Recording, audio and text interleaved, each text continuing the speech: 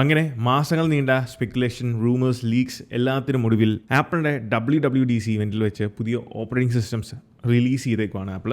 അപ്പോൾ ഇന്നലത്തെ ഇവൻറ്റിൽ റിലീസ് ചെയ്തിട്ടുള്ള പുതിയ OSകളുടെ ഹൈലൈറ്റുകൾ മാത്രമാണ് നമ്മൾ ഇന്നത്തെ ഈ ഒരു വീഡിയോയുടെ പെട്ടെന്ന് നോക്കുന്നത്. So this is Milan and welcome back. ആദ്യം തന്നെ ക്രെയ്ഗ് ഫ്രെഡറിക് അദ്ദേഹം സംസാരിച്ച് തുടങ്ങിയത് തന്നെ ഡിസൈനെ പറ്റിയാണ്. നമുക്കറിയാം iOS 7 ശേഷം കൊണ്ടുവന്നേക്കുന്ന ഏറ്റവും വലിയൊരു റീഡിസൈനാണ് iOS മാത്രമല്ല ഓൾ അക്രോസ് ദ പ്ലാറ്റ്ഫോം. ഈ ഒരു സിമിലർ യൂണിഫിക്കേഷനാണ് എല്ലാ OSകളിലും ആപ്പിൾ ഇത്തവണ കൊണ്ടുവന്നിരിക്കുന്നത്. കാര്യമായിട്ടുള്ളൊരു ചെറിയ ചേഞ്ച് അല്ല. കഴിഞ്ഞ കുറേ വർഷങ്ങൾ നമ്മൾ കണ്ടിട്ടുള്ള അല്ലെങ്കിൽ iOS 7 മുതൽ നമ്മൾ സ്ഥിരമായിട്ട് അല്ലെങ്കിൽ തുടരെ കണ്ടുകൊണ്ടിരിക്കുന്ന ആ ഒരു ഡിസൈനിൽ നിന്ന് മാറി കംപ്ലീറ്റ്ലി റീഡിസൈൻ ചെയ്തേക്കുവാണ് ആപ്പിൾ iOS 26 ലിക്വിഡ് ഗ്ലാസ് എന്ന് പറയുന്ന ആ ഒരു ഡിസൈൻ എലമെൻ്റാണ് അല്ലെങ്കിൽ ഡിസൈൻ ഫങ്ഷണാലിറ്റിയാണ് ഇതിലേക്ക് ഇൻ്റഗ്രേറ്റ് ചെയ്തേക്കുന്നത്. സോ നമുക്ക് ട്രാൻസ്ലൂസൻസിയാണ് എല്ലായിടത്തും ലഭിക്കുന്നത്. നമ്മൾ ഉപയോഗിക്കുന്ന വാൾപേപ്പർ അതിനനുസരിച്ച് ഒരു ക്ലിയർ മോഡ് എന്ന് പറയുന്ന ഒരു പുതിയ മോഡ് ആപ്പിൾ കസ്റ്റമൈസേഷൻ്റെ ഭാഗമായിട്ട് iOSലേക്കും macOSലേക്കും കൊണ്ടുവന്നിട്ടുണ്ട്. സോ ഇപ്പോൾ നിങ്ങൾ ഇവിടെ കാണുന്ന പോലെയാണ് ക്ലിയർ മോഡ് ഫംഗ്ഷൻ ചെയ്യുന്നത്. ഇതാണ് ക്ലിയർ മോഡ്. ഞാൻ ഓൾറെഡി ഇൻസ്റ്റാൾ ചെയ്ത് ടെസ്റ്റ് ചെയ്തുകൊണ്ടിരിക്കുകയാണ്. താമസിക്കാതെ നമ്മൾ ഇതിനെപ്പറ്റി ഒരു ഡീറ്റെയിൽ വീഡിയോ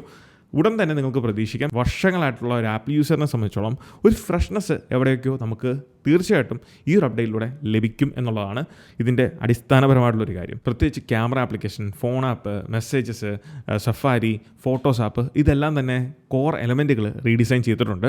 ഈ ക്യാമറ ആപ്ലിക്കേഷൻ്റെ കാര്യം പറയുമ്പം easy to navigate ആണ്. നമുക്ക് വളരെ എളുപ്പം ഓപ്ഷൻസും സെറ്റിങ്സും ആക്സസ് ചെയ്യാൻ സാധിക്കും. അതുപോലെ ഫോൺ ആപ്പിൽ നമ്മൾ ഇതുവരെ കാണാത്തൊരു കാര്യമാണ് യൂണിഫൈഡ് ആയിട്ടുള്ള 3 കാര്യങ്ങൾ ഒരുമിച്ച് കൊണ്ടുവന്നേക്കുന്നു. അതായത് കോൾ ഹിസ്റ്ററി, ഫേവറേറ്റ്സ്, അതോടൊപ്പം വോയിസ് മെയിൽ, ഇങ്ങനെയുള്ള കാര്യങ്ങൾ ഒരുമിച്ച് ഒരു വ്യൂവിൽ തന്നെ കൊണ്ടുവന്നേക്കുവാണ്.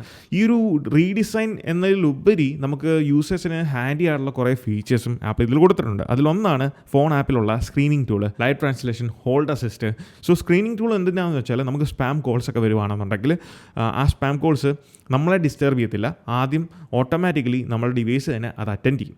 അതൊരു ജെനുവിൻ കോൾ ആണെന്ന് മനസ്സിലാക്കി കഴിഞ്ഞാൽ ഓട്ടോമാറ്റിക്കലി അത് നമുക്ക് ഫോർവേഡ് ചെയ്യും. സോ അങ്ങനെയാണ് ഈ ഒരു സ്ക്രീനിങ് ടൂൾ വർക്കാകുന്നത്. ഇതേ സ്ക്രീനിങ് ടൂൾ നമ്മുടെ മെസ്സേജസിലും വർക്കാകുന്നുണ്ട്.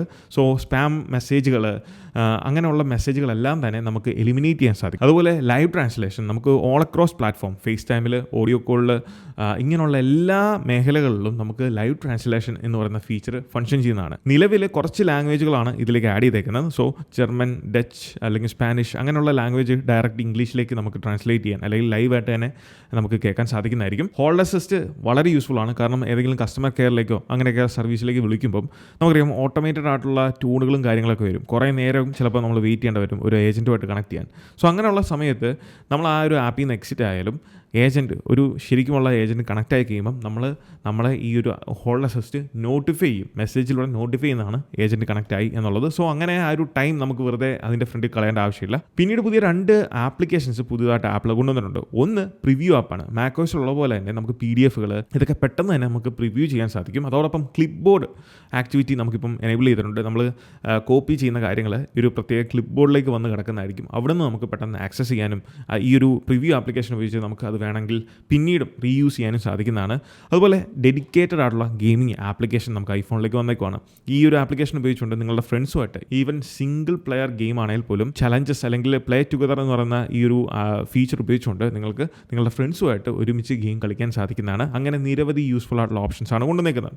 iOSൻ്റെ മാറ്റങ്ങളോടൊപ്പം എടുത്തു പറയേണ്ട ഒരു കാര്യമാണ് കാർപ്ലേയിലും കാര്യമായിട്ടുള്ള ഇമ്പ്രൂവ്മെൻറ്റ്സും ചേഞ്ചസുമാണ് കൊണ്ടുവന്നേക്കുന്നത്. ഒന്ന്, ഇതിൽ കൊണ്ടുവന്നേക്കുന്ന അതേ റീഡിസൈൻ ചേഞ്ചസ് അതിലും വന്നിട്ടുണ്ട്. 2, യൂസബിലിറ്റിയുടെ കാര്യത്തിലാണ്. നമ്മളിപ്പോൾ നാവിഗേഷൻ ഇരിക്കുന്ന ടൈമിൽ ഏതെങ്കിലും കോൾ വന്നു കഴിഞ്ഞാൽ ആ കോൾ വരുന്ന ഫുൾ സ്ക്രീനിലാണ്. അപ്പോൾ നമ്മുടെ നാവിഗേഷൻ നമുക്ക് മിസ്സായി പോകും.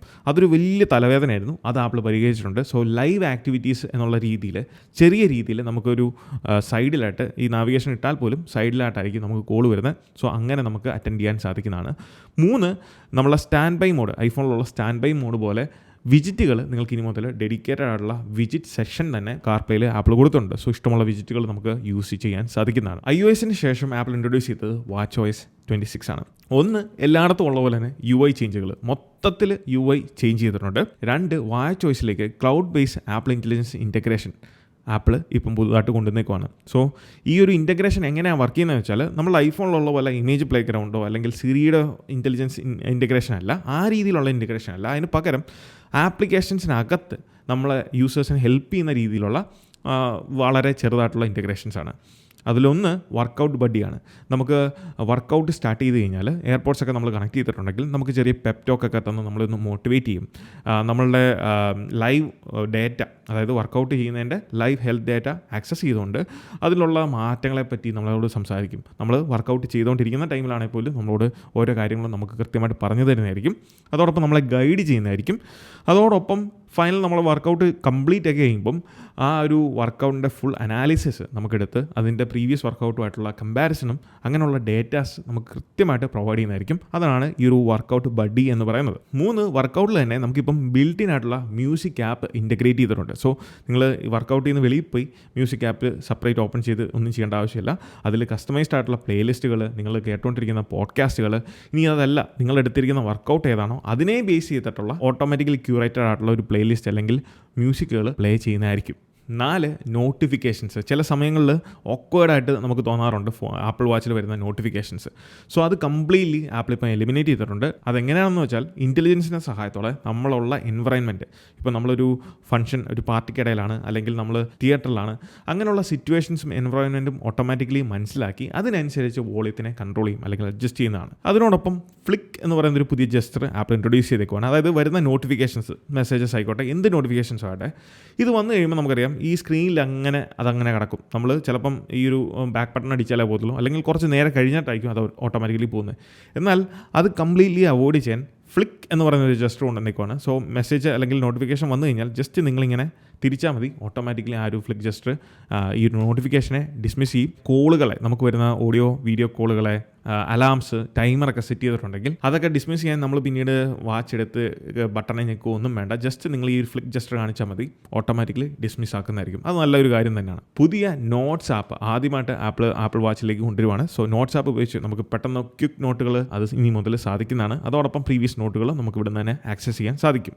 ആപ്പിൾ വാച്ചിന് ശേഷം കൊണ്ടുവന്നാണ് tvOS 26 വളരെ മൈനറായിട്ടുള്ള മാറ്റങ്ങളാണ്. അതിനും UI എലമെൻറ്റുകളിൽ മാറ്റങ്ങൾ വന്നിട്ടുണ്ട്. അതോടൊപ്പം ഇൻ ആപ്ലിക്കേഷനിൽ തന്നെ നമുക്ക് കൺട്രോളുകൾ ആക്സസ് ചെയ്യാനുള്ള സൗകര്യവും അതിൻ്റെ എലമെൻറ്റുകളിൽ വന്നിരിക്കുന്ന ട്രാൻസ്ലൂസൻസി എഫക്റ്റുകളുമാണ് വളരെ എടുത്തു പറയേണ്ട ഒരു കാര്യം. 4 macOS 26, അതാണ് macOS താഹോ. പ്രത്യേകം നമ്മൾ ശ്രദ്ധിക്കേണ്ടത് macOSഉം iPadOSഉം കുറേയധികം ഫോക്കസ് ചെയ്തേക്കുന്നത് ഈ തവണ പ്രൊഡക്ടിവിറ്റിയിലാണ്. അതിൽ macOSൽ 2 കാര്യങ്ങൾ. ഒന്ന്, വളരെ പവർഫുൾ ആയിട്ടുള്ള സിരി ഷോർട്ട് കട്ടാണ്. അതായത് ആപ്പിൾ ഇൻ്റലിജൻസിൻ്റെ ഇൻ്റഗ്രേഷൻ അതിലേക്ക് കൊണ്ടുവന്നേക്കുവാണ്. അതുകൊണ്ട് തന്നെ പുതിയ ഷോർട്ട് കട്ടുകൾ നമുക്ക് ക്രിയേറ്റ് ചെയ്യാം. ലോക്കലി ആപ്പിളിൻ്റെ LLMനെ നമുക്ക് അതിലേക്ക് തന്നെ ഹോസ്റ്റ് ചെയ്യാൻ സാധിക്കും. അങ്ങനെ നിരവധി യൂസ്ഫുൾ ആയിട്ടുള്ള ഫീച്ചേഴ്സാണ് അതിൽ കൊണ്ടുവന്നേക്കുന്നത്. 2, സ്പോട്ട്ലൈറ്റ് സെർച്ച് കംപ്ലീറ്റ്ലി മാറ്റിയേക്കുവാണ്. അതായത് spotlight search deeply macOSലേക്ക് integrate ചെയ്തേക്കുവാണ്.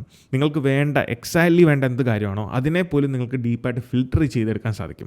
Spotlight search ഉപയോഗിച്ച് നിങ്ങൾക്കൊരു മെയിൽ ക്രിയേറ്റ് ചെയ്യാനും സെൻഡ് ചെയ്യാനും സാധിക്കും വിത്തൗട്ട് ആ ഒരു ആപ്ലിക്കേഷൻ ഓപ്പൺ ആക്കാതെ തന്നെ. സ്പോട്ട്ലൈറ്റ് ഉപയോഗിച്ച് നിങ്ങൾക്കൊരു ഷോർട്ട് കട്ട് ക്രിയേറ്റ് ചെയ്യാനും അത് റണ്ണ് ചെയ്യാനും സാധിക്കുന്നതാണ്.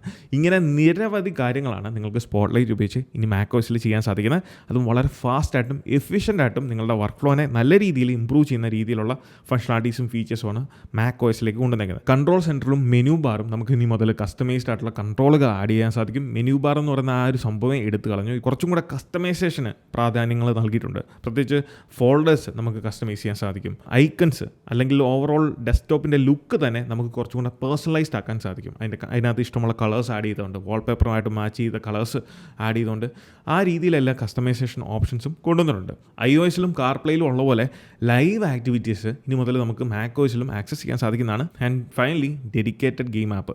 ഇതിൽ നമുക്ക് AAA ടൈറ്റിലുള്ള ധാരാളം ഗെയിമുകൾ ഓൾറെഡി ഉണ്ട്, ഇനി വരുന്നുമുണ്ട്. ആൻഡ് ആപ്പിളിൻ്റെ ഗ്രാഫിക്സ് എഞ്ചിനായിട്ടുള്ള മെറ്റൽ 5 പുതിയൊരു അപ്ഡേറ്റ് ആണ് മെറ്റലിന് കൊടുത്തിരിക്കുന്നത്. സോ ഇങ്ങനെയുള്ള ചെറുതും വലുതുമായിട്ടുള്ള കുറേ കാര്യങ്ങൾ macOSലും കൊണ്ടുവന്നിട്ടുണ്ട്. ആൻഡ് ഫൈനലി iPadOS ഞാൻ പറഞ്ഞു, macOSഉം iPadOSഉം ഇപ്പം കുറച്ചും കൂടെ എന്താണ് പറയുന്നത്, ഐപാഡിൻ്റെതായിട്ടുള്ള ഒരു യൂസബിലിറ്റിയും ഫീച്ചേഴ്സും കൊടുത്തിട്ടുണ്ട്. എന്നാൽ കസ്റ്റമൈസേഷനും അതോടൊപ്പം തന്നെ പ്രൊഡക്ടിവിറ്റീനെ കൂട്ടുന്ന രീതിയിലുള്ള, അല്ലെങ്കിൽ കുറച്ചും കൂടെ എളുപ്പമാക്കുന്ന, യൂസേഴ്സിന് കുറച്ചും കൂടെ പ്രൊഡക്റ്റീവായിട്ട് വർക്ക് ചെയ്യാൻ സാധിക്കുന്ന, എഫിഷ്യൻ്റായിട്ട് വർക്ക് ചെയ്യാൻ സാധിക്കുന്ന രീതിയിലുള്ള മാറ്റങ്ങൾ which is similar to macOS ആയിട്ട് സിമിലർ ആയിട്ടുള്ള മാറ്റങ്ങൾ iPadOSലും കൊണ്ടുവന്നേക്കുവാണ്. അതിൽ പ്രത്യേകം പ്രത്യേകം എടുത്ത് പറയേണ്ടതാണ് മൾട്ടി ടാസ്കിങ് ഓപ്ഷൻ. അതായത് നമുക്ക് വിൻഡോ ടൈലിംഗ് ഓപ്ഷൻ കൊണ്ടുവന്നേക്കുവാണ്. യൂസേഴ്സിന് ഇഷ്ടമുള്ള രീതിയിലേക്ക് വിൻഡോസുകളെ, ഓരോ ആപ്ലിക്കേഷൻ വിൻഡോകളെ അഡ്ജസ്റ്റ് ചെയ്യാൻ സാധിക്കുന്നതാണ്. നമുക്ക് മാക്കോയ്സിലുള്ള പോലെ തന്നെ ഒരു ആപ്ലിക്കേഷൻ്റെ പുറകിലായിട്ട് മറ്റൊരു ആപ്ലിക്കേഷൻ വരുന്നു. അതിനെ നമുക്ക് പെട്ടെന്ന് സ്വിച്ച് ചെയ്യാം, അതിനെ റീസൈസ് ചെയ്യാം. മാക്കോയ്സിലുള്ള പോലെ തന്നെ ഡെഡിക്കേറ്റഡ് ആയിട്ടുള്ള പ്രിവ്യൂ ആപ്പ്, ഫയൽസ് ആപ്പ്, ഇതെല്ലാം തന്നെ അപ്ഡേറ്റ് ആയിട്ടുണ്ട്. നമുക്ക് ഫോൾഡേഴ്സൊക്കെ ഇനി മുതൽ ഡോക്കിലേക്ക് ഡയറക്റ്റ്ലി കൊണ്ട് ഡ്രാഗ് ആൻഡ് ഡ്രോപ്പ് ചെയ്തിടാൻ, അല്ലെങ്കിൽ അതിൽ നിന്ന് ഫയൽസ് ആക്സസ് ചെയ്യാൻ സാധിക്കുന്നതാണ്. അതുപോലെ തന്നെ കോണ്ടന്റ് ക്രിയേറ്റേഴ്സിന് കൂടുതൽ പ്രയോറിറ്റി കൊടുക്കുന്ന കുറേയധികം ഫീച്ചേഴ്സ് ഇപ്പം ഐപാഡിൽ കൊണ്ടുവന്നിട്ടുണ്ട്. അതാണ് ഓഡിയോ വീഡിയോ ഓപ്ഷൻസ്. നിങ്ങൾക്ക് ഇതുപോലുള്ള മൈക്രോഫോൺസ് ഡയറക്റ്റ്ലി ഐപാഡിലേക്ക് കണക്ട് ചെയ്യുന്നതിലൂടെ, നല്ല സ്റ്റുഡിയോ ക്വാളിറ്റി മൈക്രോഫോണിൽ അതിന് ഡെഡിക്കേറ്റഡ് ആയിട്ടുള്ള സെലക്ഷൻ ഓപ്ഷൻസ് തന്നെ കൊടുത്തിട്ടുണ്ട് മൈക്രോഫോൺ കണക്ട് ചെയ്യുമ്പം അത് യൂസ് ചെയ്യാൻ വേണ്ടി. അതോടൊപ്പം തന്നെ നമ്മളുടെ ഓഡിയോ ഐസൊലേഷൻ, വോയിസ് ഐസൊലേഷൻ ഫീച്ചേഴ്സൊക്കെ ഇപ്പോൾ ഓപ്പൺ ആക്കിയേക്കുവാണ്. നിങ്ങൾ ഏത് മൈക്രോഫോൺ കണക്ട് ചെയ്താലും ബാക്ക്ഗ്രൗണ്ടിലെ നോയ്സ് ഒക്കെ എലിമിനേറ്റ് ചെയ്യാൻ സാധിക്കുന്ന വോയിസ് ഐസൊലേഷൻ ഫീച്ചേഴ്സും അതിനകത്ത് തന്നെ യൂസ് ചെയ്യാൻ സാധിക്കും. അപ്പോൾ ഇങ്ങനെയുള്ള നിരവധി പ്രൊഡക്ടിവിറ്റീനെ ഹെൽപ്പ് ചെയ്യുന്ന, അല്ലെങ്കിൽ ഇമ്പ്രൂവ് ചെയ്യുന്ന, പ്രൊഡക്ടിവിറ്റി ക്വാളിറ്റി ഇമ്പ്രൂവ് ചെയ്യുന്ന ആപ്ലിക്കേഷൻസും ഫീച്ചേഴ്സും ഫങ്ഷണാലിറ്റീസുമാണ് ഓൾ അക്രോസ് പ്ലാറ്റ്ഫോം നമുക്കിപ്പം ലഭിച്ചിട്ടുള്ളത്, പ്രത്യേകിച്ച് ഐപാഡിലും മാക്കോഎസിലും. ഇതെല്ലാം പറഞ്ഞുകൊണ്ടാണ് ആപ്പിൾ ഇന്നലത്തെ WWDC നമ്മുടെ ടിം അണ്ണൻ അവസാനിപ്പിച്ചത്. അപ്പോൾ ഇതെല്ലാമാണ് WWDC 2025 ഹൈലൈറ്റ്സ് ആയിട്ടുള്ള കാര്യങ്ങൾ. ഇനി ഓരോ OSനെ പറ്റിയും, iOSനെ പറ്റിയും, മാക്കോഎസിനെ പറ്റിയും, ഐപാഡ് OSനെ പറ്റിയും, വാച്ച് OSനെ പറ്റിയും എല്ലാം ഡീറ്റെയിൽ ഇൻഡെപ്ത് റിവ്യൂ താമസിക്കാതെ നമ്മുടെ ചാനൽ വരുന്നതായിരിക്കും. സോ കാത്തിരിക്കുക, stay tune. So this is Milan. Catch you guys in the next video. Until then, peace.